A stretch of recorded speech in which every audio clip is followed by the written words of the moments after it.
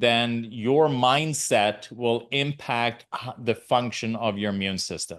So if you feel that this is something I can get done, and you have that mindset, then believe it or not, the immune system have all these different receptor sites for your brain chemicals.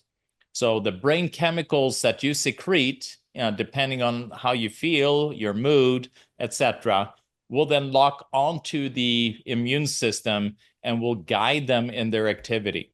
So if you feel hopeless, you're going to produce brain chemicals that signal hopelessness.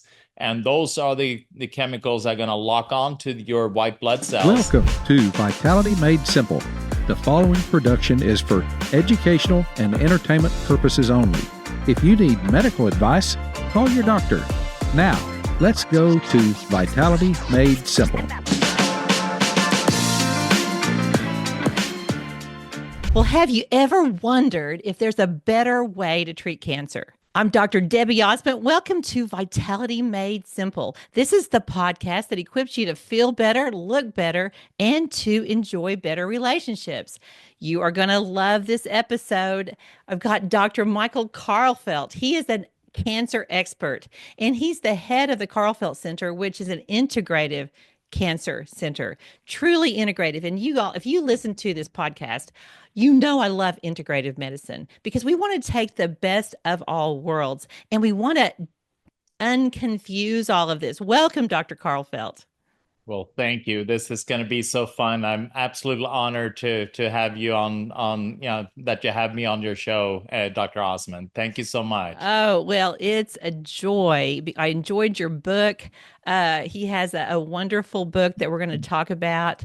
And you have a real knack, Michael, for making things less complicated. I think you have a real knack too for giving hope. That's huge. Well, thank you. And that's the thing. People dealing with cancer, it's when you hear the C word, it really all of a sudden you're deer, headlight, and you don't know what to do. And you have to drink out of a fire hose to figure out, what do I need to do to save my life? And people feel that, when they have that diagnosis, that they have a very short time to figure things out. A lot of times, and I hear this again and again from both patients and then from my podcast that I do, Integrative Cancer Solutions. They say again and again, I wish I knew I had more time. And that's the thing, is that you do have more time, and allowing you then to, instead of just kind of jumping on the conveyor belt, that the oncologist, push a button and put you on.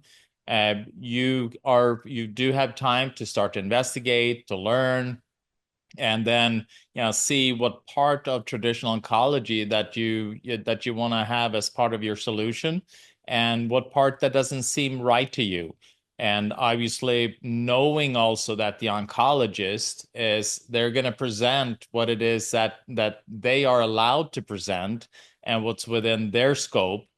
So they're not going to be talking about anything else that it's outside of their scope. That becomes your job as a patient, or your job as a family member or friend, to start to look at, to see what are some other things that are available that is not within the scope of the traditional oncologist. And when you do that, when you educate yourself and you walk through those steps, learn a little bit more about what it is, then cancer becomes less scary. And you recognize that there are a lot of people out there that have gone through cancer and are now cancer-free. And they are, they're in a much better place, than they were when they started. I think that's a key point. I really appreciate that you opened with that, Michael, because people panic and they get lots of unsolicited advice from other people, which just furthers the bad decisions, I think.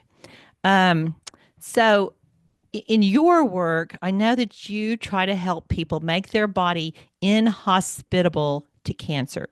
So tell us more about that. Yeah, so it is important for people to understand that cancer doesn't just come out of nowhere. It comes from somewhere.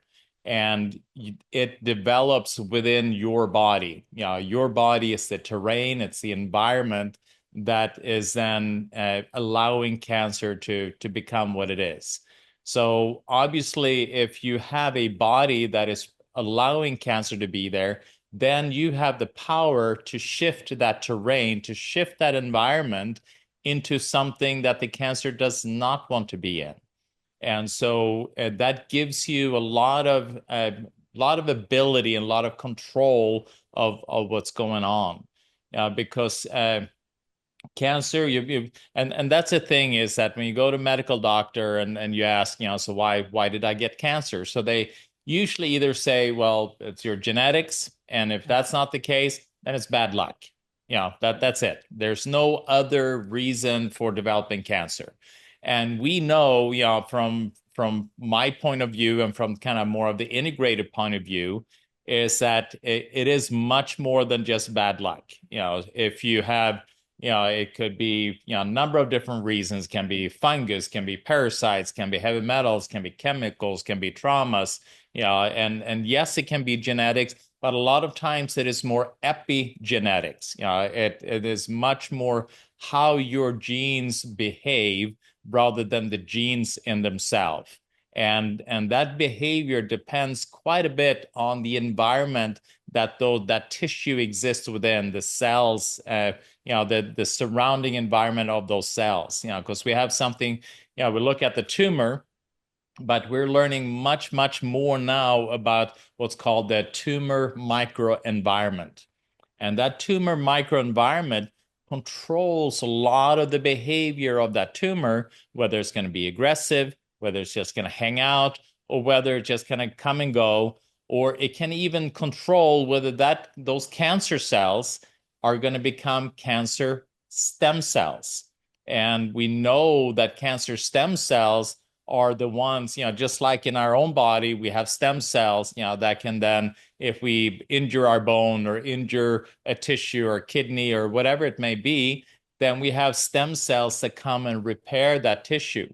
And it's the same with cancer stem cells. They are there. And then if the tumor tissue becomes injured, and injured can be through chemo, through radiation, surgery, all of these are assaults to the tumor. And so that activates and the cancer stem cells, to repair the tissue that have now been damaged. So if we can then control the activity of these cancer stem cells, and we can control that microenvironment to make it less inflamed, less toxic, more oxygen, less acidic, we can control all of that. We can then reduce the aggressiveness of these cancer stem cells to try to, remodulate and to grow that tumor.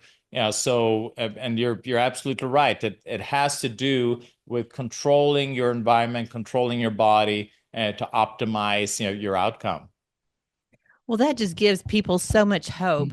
Um, I think we all want to be able to do something, for ourselves, not just feel like we're passive uh, passengers, on that train. Well, your book, in this is my opinion, Michael, of your book, you sort of broke it down into four areas. You're gonna enhance the immune system. You're going to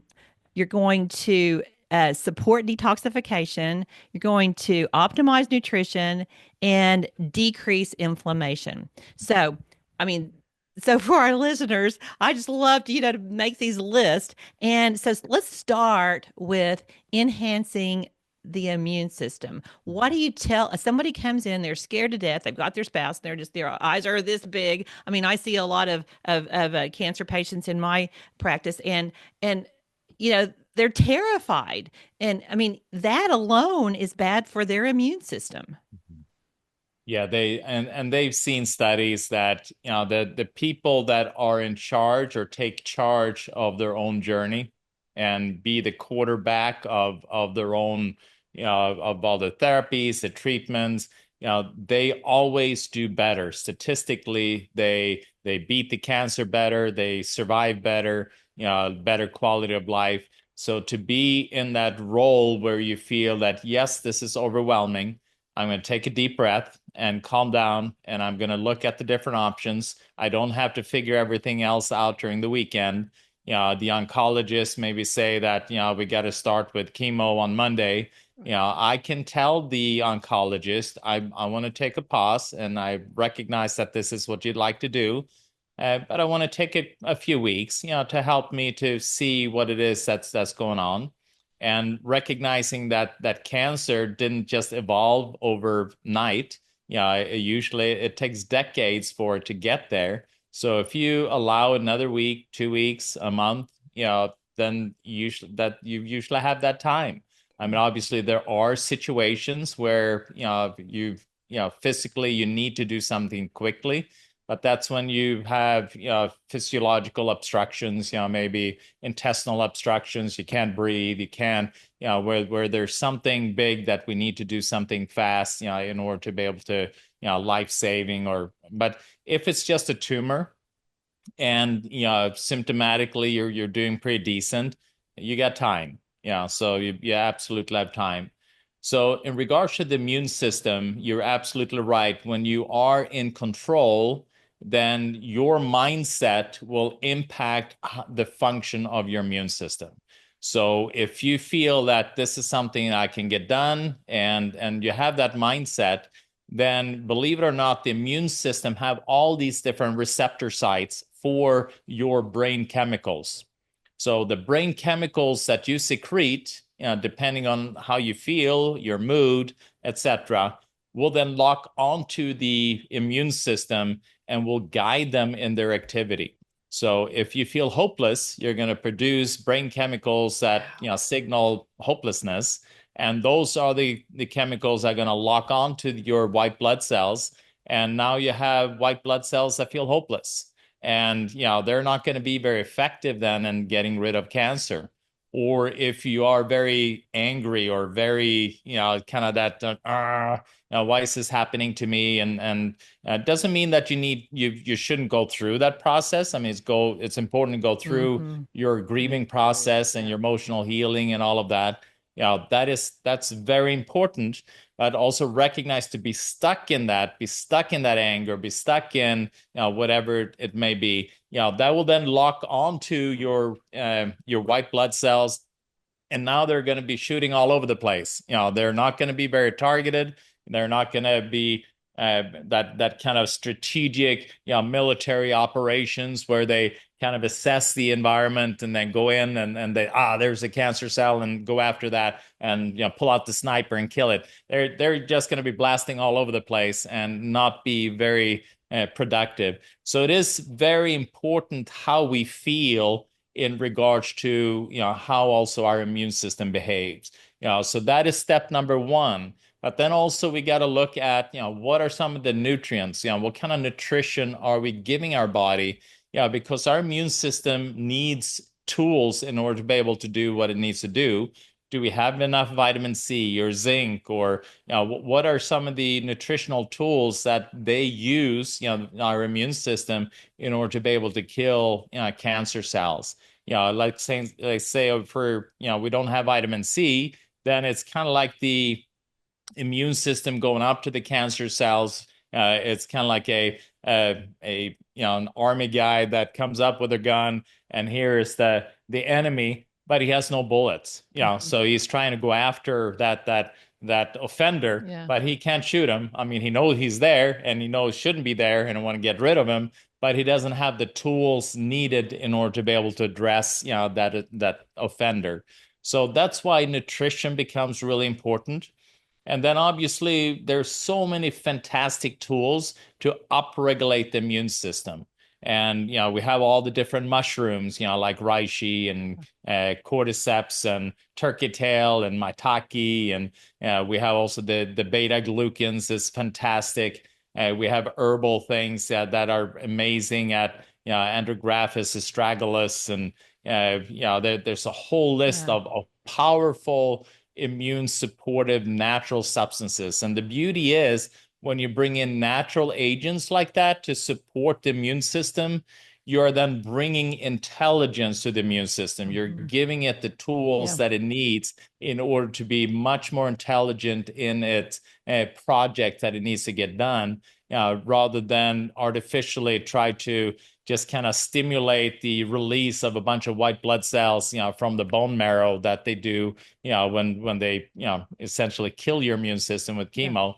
That doesn't become as strategic as if you bring in some of these natural tools. So, and it's important to understand that when you go after cancer, let's say you choose to do the traditional oncology route, which plays a big role. So I'm not saying anyone don't consider that, but it is important to understand that the immune system, after you're done, you rely on your immune system to clear up the rest. And so here you've used some of these harsh treatments that then, to shrink the tumor. And then it's also then these harsh treatments are essentially depleting your immune system function, making it exhausted. And so now you're all done. You rang that bell. You're no evidence of disease. But chemo is never going to be able to get rid of all cancer cells. It's never going to happen. So now, and like we talked about the cancer stem cells, chemo is going to make the cancer stem cells more aggressive. So what do we need after that? Well, we need a healthy immune system. So it is really important while you go through those therapies to support your immune system activity, and then post therapies to really lean in with some of the strategies to support and boost your immune system, like mistletoe, like high dose vitamin C, like ozone IV. So there's so many, and also some of the oral supplementation that I discussed as well. So immune system is key. And I liked how you broke it up into four categories, and so. Well, in this area, Dr. Karlfeldt, speak to sugar, because I have patients all the time that come in and say, well, my oncologist told me that I can eat all the sugar I want. Yeah. So, having said that, it is important to understand that, how many hours of nutritional training did your oncologist have? If they had a solid 4 hours, then they've done well. So, which means that they're really not an authority in regard to talking about your nutrition, your diet, and they are absolutely not an authority to talk about any kind of herbs or supplements that you're taking, because they really have no clue about any of that. And I usually tell my patients that it's like asking, a plumber to fix all your electrical wiring in your home. Right.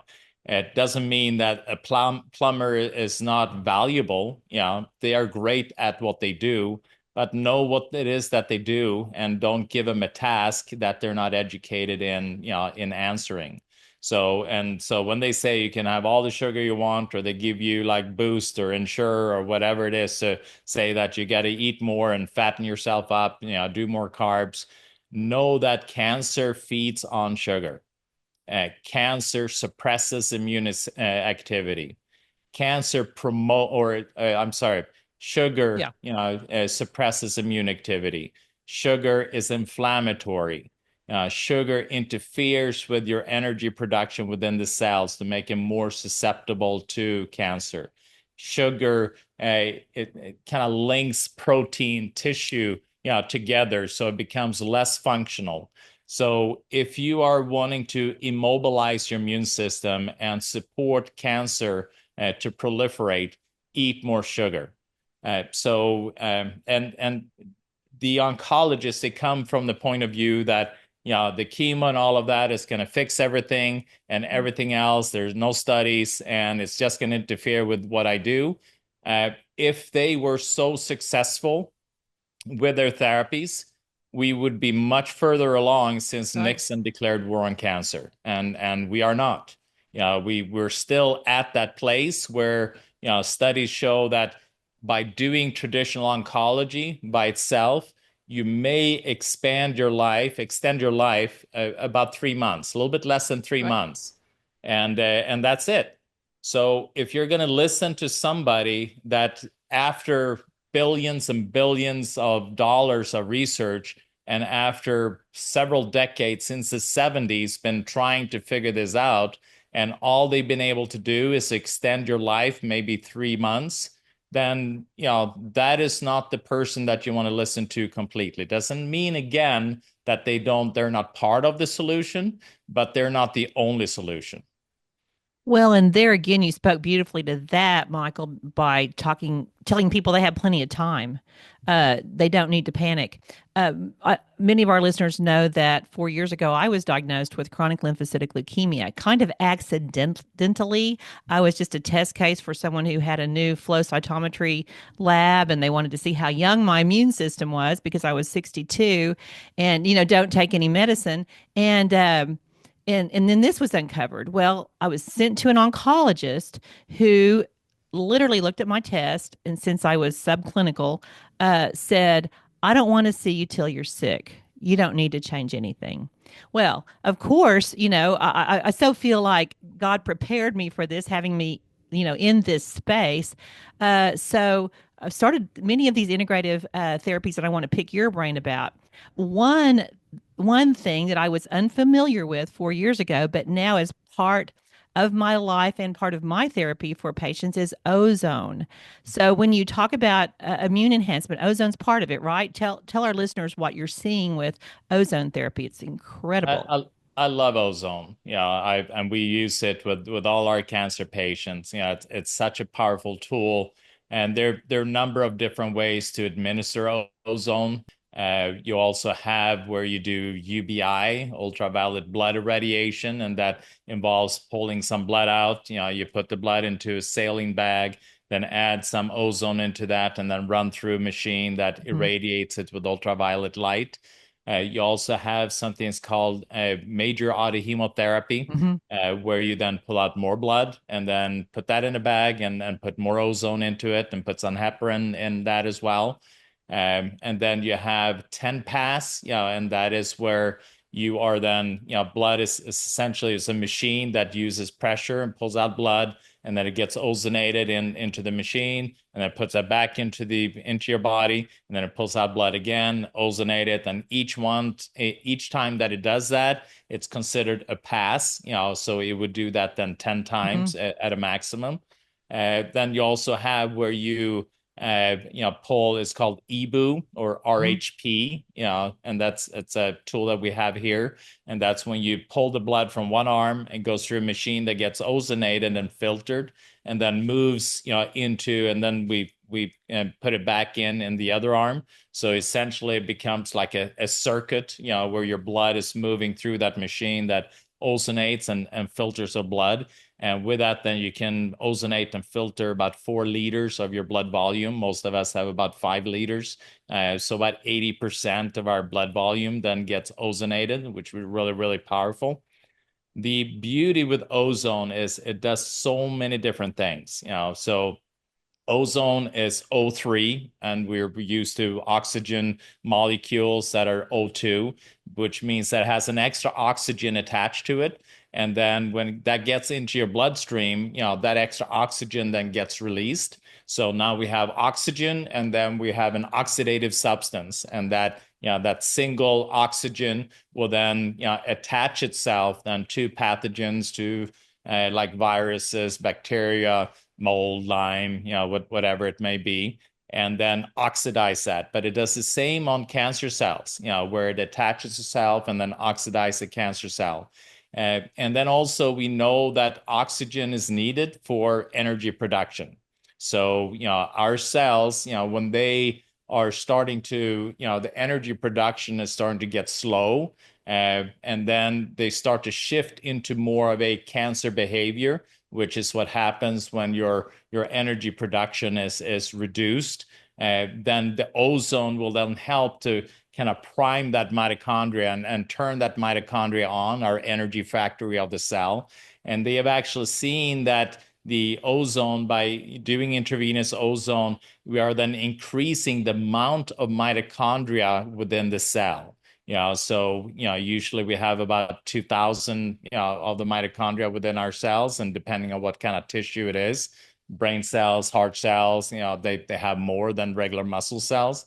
uh, but with ozone, it actually increases the amount of mitochondria, and also helps to produce these what's called the giant mitochondria, which are bigger. And so it's kind of like a bigger factory that produce more energy.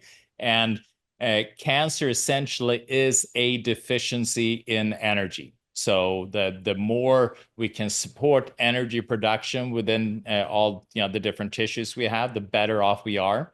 And ozone helps with that a lot. So yes, so it goes after cancer cells, goes after pathogens. It also reduces inflammation, supports energy production, oxygenates the tissue, and then also it triggers the release or production of a bunch of cytokines that are really beneficial in our protection against cancer, and also against so many other diseases as well. So it is a powerful, powerful therapy. It is, and I think it's accessible to so many people. I mean, people can have an ozone machine at home and do rectal insufflation if that's, you know, and that's something I really enjoy doing now because I can do it at home. I did a lot of the MAH, and my veins got tired, but as a result, there's no evidence of CLL anymore in my body, and I really attribute it to ozone. Is Michael, is is that exciting that it is. you can take control over your own direction, Hmm. and using these kind of tools? And thank you for highlighting. Yes, so you can do rectal insufflation, vaginal insufflation, ear Hmm. insufflation. So every or Every a orifice. provider, every orifice Every is orifice. an opportunity. Well, and I have a TED talk called The Forgotten Orifice about the mouth and how the oral pathogens affect everything in the mouth. So, we get a lot of success out of using ozone orally for periodontal disease. But I had an interesting case that you might enjoy. A woman came in who she was going through chemo, a young woman in her 30s with stage 4 breast cancer, and preventively her oncologist was giving her bisphosphonate. That's a drug, folks, that is in case she gets it's to battle against osteoporosis. That's going to be a side effect of the chemo. And so, because of the side effect of that drug, Michael, she was getting necrosis of the jaw. So here she was. She'd been told she's going to lose half of her top teeth, and it's just a side effect of the chemo. And she's terrified because this bone was growing through her gums as a side effect of um, the bone Bisphosphonate. building drug. Yeah, Mhm. basically the bone building drug. And so we used ozone. And I had no idea. I'd been through ozone training, but I called Dr. Schellenberger. I went through his training and said, "Hey, here's what's going on." Sent him pictures. What do you think I should do? And he said, "Just do ozone treatment once a week, and that's going to shrink it. And then it'll probably slough off." It did. It saved her it saved her teeth. It saved her from being disfigured. And she was someone who said, does sugar affect cancer? They told me not to worry about it. And I think I might have even said a bad word, which I usually don't, but I was like, no, that is bad word. And no, you need to be keto. You need to, for this period of time, you've got to change your things. And her cancer numbers totally dropped. So that's why I was so excited to talk to you because your book does such a great job of talking about these integrative cancer therapies. I mean, if someone chooses to go through conventional treatment, there's just so much they can be doing to enhance. And of course, I agree with you. I'm not saying you need to go through conventional cancer therapy. There's a lot of other options. So one of the other things you do is you support detoxification. Tell us about that. Well, so we talked a lot about the tumor microenvironment and the terrain that the cancer develops in. So I look upon cancer almost like a garbage dump, where the body doesn't know what to deal with, what to do with all these chemicals and heavy metals or byproducts from pathogens or whatever it may be. So instead of just having it floating around everywhere, it starts to collect it in one location, and that then becomes the environment that the cancer can then develop. I kind of liken it upon a prison. We have all the unwanted individuals in society, and having them running around and creating havoc. It puts a lot of stress on society. So we put them all in one location, so society can still continue. And then we tend to forget about, whoever's in that prison. They have walls around them, just like the tumor. It's encapsulated, and you put everything in there that the body doesn't want. And so that's why a lot of times also people, they may not recognize, they may feel great and all energy, and they have no idea that there's a tumor that's developing. Just like we as in society, we don't recognize that, now the prisons is getting full, and whoever is there, because we are continuing on functioning like we normally would. So the key is then, if we are then going to be able to then release those prisoners, so to say, and also then just like we want to kind of dissolve the tumor or shrink the tumor, we need to be able to have programs, within us, to help to clear out and to either retrain then these prisoners, but we need to have a really clean environment that these prisoners go into, so that they can then start to shift into becoming, having normal behavior. And so that's where detoxification becomes really, really important, so that we can then start to gradually release some of these toxins that are stored in the tumor tissue and be able to process that. And then also, like we talked about the tumor microenvironment, if we can clean up that environment around the tumor, the behavior of the tumor is going to be less aggressive, less proliferative. And then now it's going to start, the immune system can start to kind of bite away at it a little gradually, because it is not such a hostile environment that the immune system will step into in that tumor microenvironment. So we can open up our detox pathways by, focusing on our eliminatory organs, like the colon, like the kidneys, our lungs, our skin, open up our ability to move toxins out through there, and then activate our liver, our processing plant, to break down, more harsher chemicals into a form that's easier to get rid of. And then also support our lymphatic system, the transport of these toxins that are around our cells, from the metabolic waste, from metabolic processes that we're doing. And so that can then move towards the liver and then be filtered out through the kidneys and expelled through the bowel, or sweat out through the kidney or through the skin, or, breathe out as we're exercising. Then we are going to be in a much better place, to be able to clear out the toxic debris that is in the tumor. So a lot of people, when they learn that they have cancer, they become very tumor focused, and they just want to destroy that tumor, blast it, cut it out, nuke it, whatever it is, not recognizing that by doing that, that toxic, because the body's used so much energy to bring all that into one location. So now you're blasting that. So all that toxic debris is then going everywhere in the system. And so, yes, the tumor is shrinking, but now it is because now they're all over. So it's kind of like, yes, that there are no prisoners in the prison anymore, but now they're all over society and creating havoc again. So we're happy looking, saying, great, there's no prison, or great, there's no tumor. But now we have an environment that is more that's more prone to create cancer, because you're more toxic, immune system more suppressed, and so forth. Oh, that is the best analogy I've ever heard. So give us some specifics, Dr. Karlfeldt, of supporting these detoxifying systems. I mean, are you recommending sauna, rebounders? Tell us what we can do. Yes, yes, and yes. All of that. So yeah, I love coffee enemas. I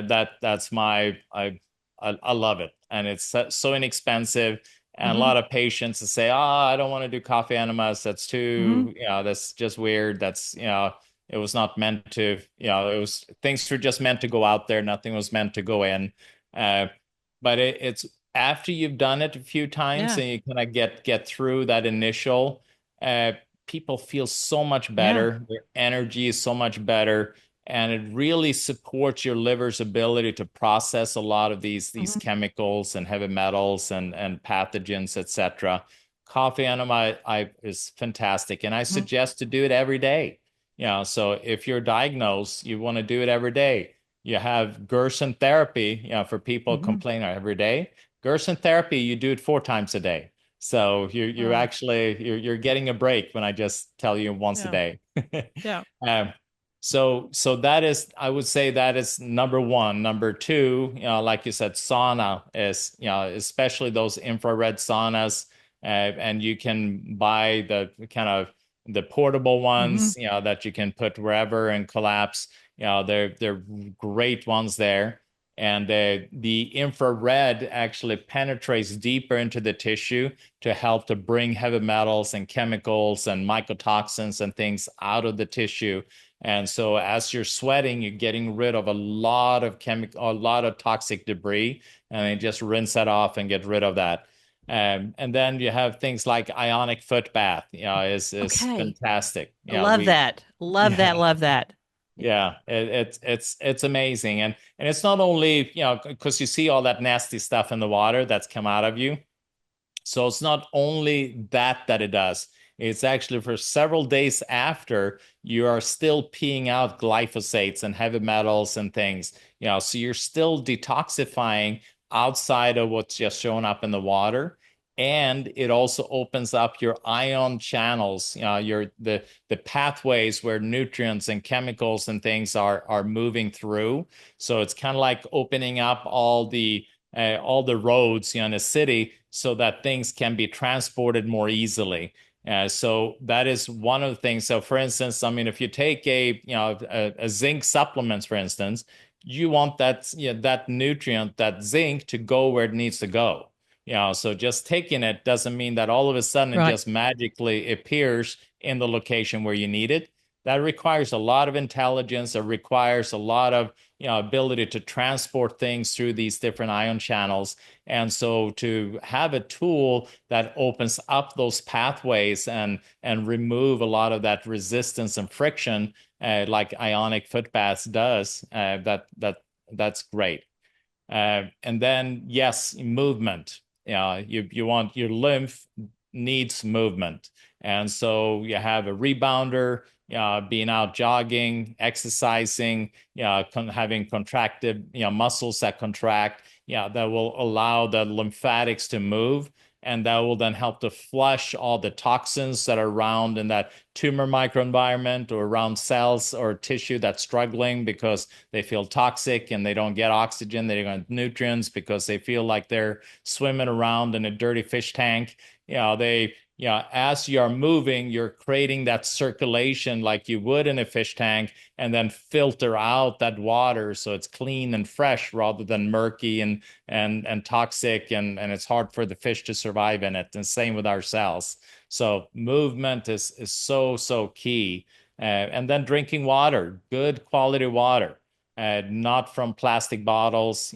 Please, please, please, no plastic water bottles, because the Yeah. plastic in itself is cancer causing, and it dysregulates your whole hormonal system. Mm-hmm. And Yeah. you also want to make sure that the water you're drinking is filtered so you don't have all the fluoride, the chloride, the arsenic, and all the I don't know how many pharmaceutical drugs they're Yeah. finding in our tap water now, but it's above 100. So Oh.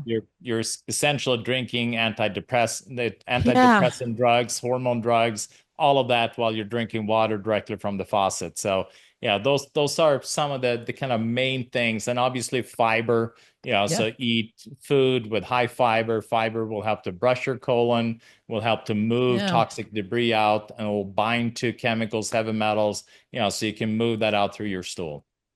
Yeah. Well, and tell everybody how often they should be pooping. I think everybody needs to hear this. Well, so healthy is that you should poop right after you eat. You should eat and poop. That's healthy. That's what you Mm-hmm. see in little babies. That's what Mm-hmm. you see in animals. They Mm-hmm. eat and they poop. Mm-hmm. So this that just once a day, I mean, right now I'm thrilled to bits if somebody is actually pooping once a day. But it should be if you're eating 3 times a day, you should poop it 3 times a day. That's normal. And if you don't get rid of those toxins, they got to go somewhere. If you're not pooping them out, they got to go somewhere. So now they're stored, and now we're talking about the toxic debris that then crowd cells and make it hard for them to exist. So so pooping is pooping is Yeah. important. It is, and too many people have been told that if they go every 3 days, that's their normal. And it's so. I just thank you for talking about that. It's just something I want everybody to keep hearing, and not just from me. So I appreciate I that. I had a patient that came to me. It was not a cancer patient, but she was exhausted, headache, depressed, and stomach ache. And so I asked her the question. So your bowel movements. How often do you poop? Well, bowel movements are normal. I'm regular. And so then next question is obviously, how frequent is that? And then she says, well, every time I have a period, I have a bowel Oh, movement. oh my gosh, doesn't that just make you hurt? I mean, it just everybody out there just going, oh no. Well, I've had patients, Michael, that they only take a trip for 10 days because they never have a bowel movement when they're on vacation. And so that limits their time on their trip. But when they have a period, that's about the worst I've ever heard. Yeah. Oh my gosh, I'm regular. And so regular, that's I joke, Michael, about normal. Like we don't want to be normal because normal is dehydrated, irritated, constipated, frustrated, overscheduled, overstimulated, undernourished, underrested, and totally stressed out. Bleeding gums are normal. What I'm saying? Normal, but in a horrible way. So bad. Well, that'll kind of lead us segue into inflammation, because inflammation's a big part of cancer, right? It is. There really is no cancer without inflammation ahead of time. So inflammation is the driver that kind of triggers a lot of these chemicals that cancer secretes in order to support its own existence. So inflammation is huge, huge. And obviously inflammation comes due to a reason. So if we have a toxic environment, that's going to be inflammatory. If we don't get the nutrients that we need to repair tissue, then that becomes, inflammation is then going to persist. So we have the difference between the acute and the chronic inflammation. And acute, that you have an injury and then the immune system goes there, and that acute inflammation causes signals to be released. So immune system comes there and try to repair it and heal it, and then it's done, and then we move on. So that's how it should look like. Chronic inflammation is that, yes, we have an injury, we don't have the resources to fix it. Either the area is, it's kind of like the ghetto and the police officers, they don't want to get in there, because there's too much unwanted debris there. There's just so much stuff that they don't want to deal with. And it's the same, if you have a toxic environment, the immune system really doesn't want to go in there. It doesn't like being there. Or we may not have the nutrients or the resources in order to be able to heal that tissue. So now that tissue is going to be in that continual inflammatory signaling state, and that then promotes the proliferation of a lot of these different chemicals like VEGF and Mm-hmm. mTOR, and that then supports the growth of cancer and the creation of cancer. So it becomes really important for us and to control that inflammation. And obviously, with controlling, we need to make sure that we detoxify, like we talked Mm-hmm. about. We bring Mm-hmm. in the nutrients that we need. Mm-hmm. And then we can monitor the level of inflammation simply by looking at things like C-reactive protein, looking at Mm-hmm. sed rate. We have ferritin, fibrinogen. Mhm. Those are different things you can look at. You can also look at the relationship between neutrophils and lymphocytes. If there's a huge separation between the two, then you're probably in an inflamed state. So there are a lot of Oh. ways that you can monitor to see where you're at. But obviously, if you feel inflamed, you're probably inflamed. So Mhm. and there are lots of tools that you can use to help to control that inflammation, in addition to creating a better environment and supporting you nutritionally. Things like curcumin, boswellia, Mhm. ginger, omegas. Those are vitamin C, vitamin D. Yeah. Those are great at controlling inflammation. And so, and also a number of different antioxidants, e.g., CG and grapeseed and resveratrol. So there are a lot of tools that you can bring in. And as you then bring in these different tools, you can then rerun labs and see how your body's responding, and see if am I making headway, my C-reactive protein or SED rate, or my neutrophil to lymphocyte ratio. Am I doing enough? And then if you're not, then you just up your game a little bit. And or if you are, then you say, oh, great, I got what I needed. So what would you say, in your experience, has been some of the most surprising uh, symptoms, early symptoms of cancer for people? Things that might get blown off, in conventional medicine. Well, I mean, and it's a lot of times people blame things on age or blame Yeah. things on, yes, you have four children and no wonder you're exhausted. So Hmm. commonly it is, either, feeling fatigue or feeling, some kind of aches or pains. Those are common. Obviously, digestive, if you have Hmm. some kind of discomfort digestive wise, where you feel bloated, swollen. Those are kind of common things Mm. to look for.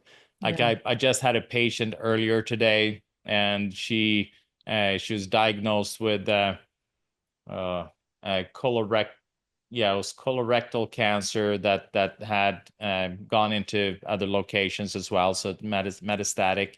Um, and no, I'm sorry, that was another patient. Yeah, this one had lymphoma that was in the intestinal tract, and so.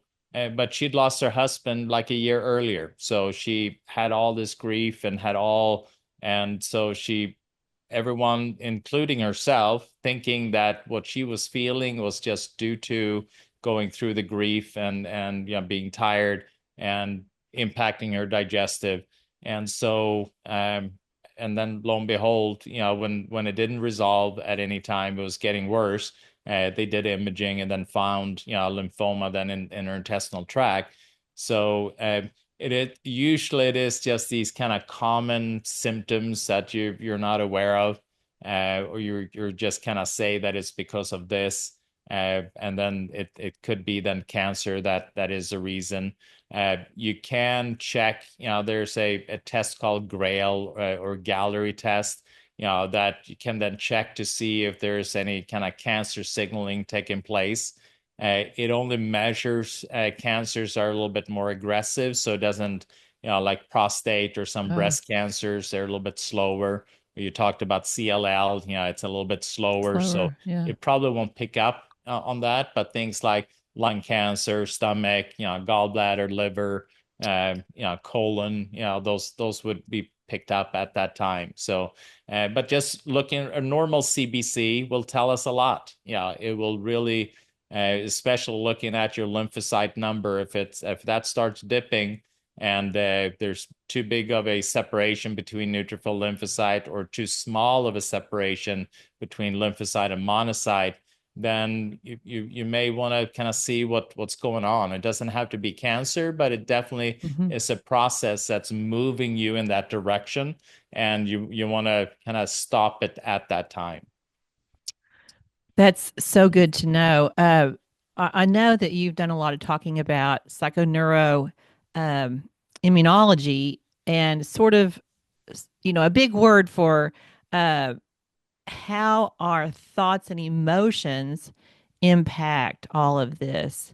Share your insights with our listeners, Michael. So we talked a little bit earlier Mm-hmm. about, how the brain chemicals, how they lock in into your immune system. So psycho, is doesn't mean Mm-hmm. that you're psycho, just Right. means in your head. Brain. Yeah. With your mind, your thoughts. Neuro, has to do with the neurotransmitters, the neurochemicals, and then immunology just means how it impacts your immune system. So you had a Norman Cousin, he wrote a book Yeah. a while Yeah. back ago. It was Anatomy of Illness, Yeah. Yeah. and Great book. Great book. it's a great. And I think his Mm-hmm. follow up was Head First or something like Mm-hmm. that.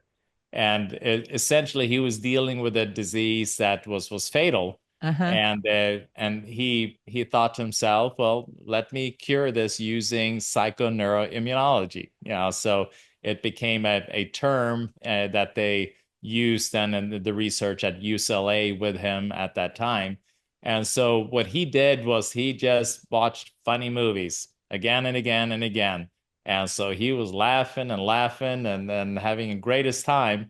And what that was doing is that now he was just secreting happy neurotransmitters that locked into his immune system. And now he had a happy immune system, and a happy immune system does a lot of good. So he was essentially laughing himself, to a cure. So your emotional status, your mental status is huge. But then we also have, issues. We all go through traumas. We all have belief systems about ourselves, words that may have been spoken to us as children and that we believe, why can't you be like your sister? Or why are you lazy? Or why this? Why can't you do this? Or whatever it may be. So we have these belief systems. And then we can have traumas that, some severe events, and sometimes it doesn't have to be that severe, but it can be traumatic still for you. So you would then want to investigate, and then because these traumas, it's kind of like apps on your computer that keeps on running, and they suck out energy and make everything work slower and interfere with all the processes that you need to do when you work with your computer. And that's the same with these belief systems, these traumas, they keep on playing in the background, even though you may say, well, that was so long ago. I was just a kid. I've forgotten about it. It doesn't bother me now. Even though you may say that, it is still there, and you stored it, somewhere in your body. And we can use some different techniques. We use a technique here called applied psychoneurobiology, where you can then do a little testing technique to identify and see what kind of emotions, where is it coming from, where is it stored, and then using eye movements, using color, using laser sweeps, to help to then mobilize these emotions, so that the body can recognize, yes, they're here, they're stored here. And then now let's use the innate intelligence that we have and the resources we have to help to disperse that energy, so we don't have to hold on to that anger, that guilt, that sadness, that feeling lost, that feeling not feeling heard, whatever that emotion is that we're holding on to. So we don't have to, we can let that go, and that will free up energy that we can then use to repair the body, control inflammation, turn on energy production, immune system much more effective, and then let go of cancer to be able to kind of build up in that kind of hidden dark area where we hold those traumas. That is incredible. How can people are going to be asking me, Dr. Karlfeldt, how can they access this through the Karlfeldt Center? Is that Well, something I they mean, can do online? Are there yeah, coaches so online? yeah, the APN is something that you need to do physically here. Oh, okay. Okay. But there are other therapies that are powerful as well. I mean, it's not only, that's a therapy that we do have here, but there's some amazing therapies, that you can have access to a little bit all over. EMDR is probably the Uh-huh. more common one out Mm-hmm. there. Uh, Yeah. EFT, a great EFT practitioner. EFT stands for Emotional Freedom Mm-hmm. Technique. So these are different tapping techniques, Mm-hmm. where you tap on acupressure points in order to be able to kind of balance the body in relationship to a stressor. That becomes is really powerful. You have Yeah, there's so many different tools. You have the Gupta program. You have what's the other one? DSNR. You have primal healing. Mhm. So there are a lot of powerful tools out there that you can tap into to help to heal some of these traumas that are stored. That that's great news for people because that gets forgotten. I mean, we've talked about strengthening the immune system, we've talked about detox, we've talked about controlling inflammation. That's just another area there that uh, with our mind body connection we can forget. Um, Touch on optimizing nutrition. You've already kind of touched that with each of those other three areas, but what do people need to be thinking about every day? Well, and we can only build a body with the building blocks that we give it. And so if we give our bodies things that does not build a body and does just create trash and junk, then our bodies are not going to be very healthy or fortified and strong to be able to deal with whatever, assault, whether it's a pathogen or cancer, whatever it may be. So it becomes really important that we're meticulous in regard to what goes into our body. And every bite, we choose then to either move towards health or move towards the disease. So, so it is really important then to look at, you know, is my diet nutrient dense? Is it full with vitamins, minerals, enzymes? Is it living food that we're eating? And do I provide it with the protein, the good quality protein, good quality fatty acids that we need in order to be able to, support, to build tissue, to have healthy cell wall membranes, mitochondrial membranes? Are we supplying the body with that? Are we giving it the vitamins and the minerals that functions like coenzymes, that help with all the different functions in order to be able to produce, and enzymes are like the workers of the body. So if we are not able to produce those enzymes, we have no workers and nothing can be done. So it is really, and I'm not saying eat, this is the only diet for everyone. At the end of the day, the diet that you need to eat is a nutrient dense diet, whatever that is. For some people, depending on what cancer, maybe they choose a ketogenic, maybe they choose Mediterranean, maybe they for a while do plant-based, and they're all very beneficial depending on where an individual is Right. at.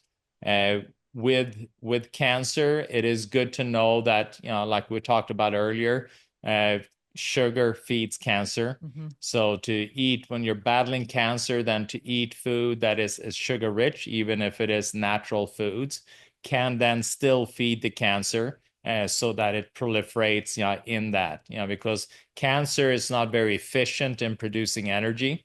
Like I mentioned, it shifts from producing energy through using oxygen and then shifts to fermentation, where it ferments sugar to produce energy. And so it requires quite a bit of sugar in order to be able to produce not that much energy. Mm-hmm. So, and it fuels, I mean, the cancer loves sugar. So what we want to do then is to starve the cancer.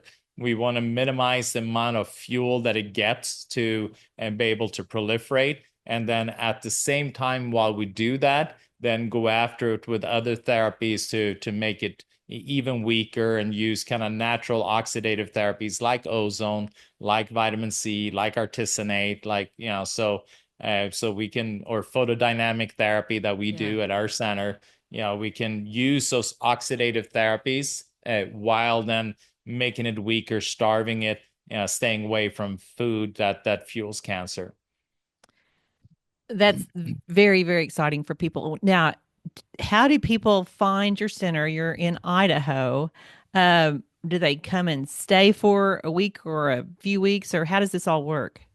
So usually, people can then give us a call. We do a free 15-minute discovery call, so that way we can learn a little bit more about you, and you can learn a little bit more about us. And then we follow that up with a Zoom call if you're not local. And so we do the telehealth and then see Mhm. if And then I develop a protocol. We run labs, to investigate a little bit further about what's going on. And then if it is appropriate then for you to come here, and then we have patients flying in, from 2 to 4 weeks, actually from 1 to 4 weeks. Usually it tends to be about 2 to 3 weeks. That's a more common. And then you receive treatments here, from 8:30 in the morning till 4:30, 5:30, in the evening. And we work on the emotions, on the mind, detoxification. We do frequency medicine. We control a lot of the cancer drivers, with different IVs and different therapies. We support. We kind of shift the metabolic processes away from the fermentation process to more of supporting mitochondrial activity to support apoptosis, and then using things like photodynamic therapy to trigger more oxidative stress and kill cancer cells that way. So it's a lot when you come here. So we hit it from all different angles because we know cancer is a complex disease, so you need a comprehensive program to address it. Yeah, I 100% agree. And I would recommend that people that are dealing with this would really investigate what you offer and reach out for that 15-minute discovery call. Tell us about your podcast. Well, so yeah, I run integrate. Actually, I have 3 podcasts. Oh Believe my it or not. gosh, you're Yeah. an overachiever, Michael. I am an overachiever. Yeah. So, in relation to this subject, I have a podcast called Integrative Cancer Solution with Dr. Karlfeldt. And there I talk then to, about with experts in integrative cancer space, and also people that have gone through their cancer journey, Yeah. what they did, what was successful, what was not successful. And so you, as somebody that has been diagnosed, can then learn from their journeys. And then instead of trying to figure out everything on your own, you can then listen to other people that have been where you're at. And so that your learning curve is shortened quite a bit. That's great. So tell us about your website. I'll have all this in the show notes, folks. So he'll be easy to find, but just tell us a little bit more. Tell us about your book. Yeah, so my website, and you can have huge amount of information from there. It's Yeah. called it's thekarlfeldcenter.com. And you can go to resources, and there we have a lot of free ebooks, and one of the ebooks is kind of the emotional, roots, to cancer. We have 11 things to consider when diagnosed with cancer is another ebook. Also, we given out the free, the first chapter of my book, A Better Way to Treat Cancer. Mm-hmm. So that's all available under resources. In addition to, you can find our podcast there. It's also available on iTunes, Spotify, Google Play, all the different normal platforms. And it airs every week, and I've been doing it, I think, almost 4 years now. I mean, it's been Yeah. a lot of episodes. Uh-huh. And then my book, A Better Way to Treat Cancer. Yeah, so this one is a short read, 500 pages. Uh, but it came out of seeing that people, cancer patients, they didn't have one comprehensive place where they could Yeah. learn about all the different Right. aspects. I wanted to kind of put in the roadmap for people that are concerned about cancer, that want to prevent cancer, that are diagnosed with cancer, maybe battle cancer, now they want to stay cancer free. So I want to make sure that all these people, all the people have gone through these different journeys, that they have the tools that they need. And recognizing that cancer is a pandemic. We're soon approaching 1 out of 2 being diagnosed with cancer at some point in their life. So 50% of us, at some point then are going to be diagnosed. So to then go through using my book as a resource, and then looking at the things that may be promoting that process, and then shifting your lifestyle, your dietary habits, your emotional, your mindset, before being diagnosed, is a whole lot better and a whole lot easier than doing it when you're diagnosed. Right. Right. It decreases fear and just helps you enjoy your life. All these therapies you talk about are just going to make people feel better, look better, and have better relationships. I mean, it's all vitality. It all goes with vitality. Well, and for our listeners, I want to just point out, if you're listening on audio only, Dr. Karlfeldt's last name is spelled Karlfeldt. So to find him, you need to know that. And thank you, folks. We're over 200 episodes on Vitality Made Simple, and it's all because you've been sharing and listening. And I think we're in 135 countries. And oh my gosh, this is so much fun because we get to talk to people like you, Michael Karlfeldt. Thank you.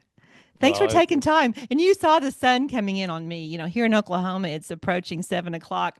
And Dr. Karlfeldt's going back to work after this. He's at Mountain Time. I'm not. I'm going to go play a little bit. But thank you all again. Join us. We're going to have more ways to enjoy vitality and to live life to the fullest. Blessings until next time. Thanks for joining us on Vitality Made Simple podcast. Be sure to visit drdebbieosment.com for our courses and resources designed to help you feel better, look better, and enjoy better relationships. Please remember to like, subscribe, and share. Thanks for joining us.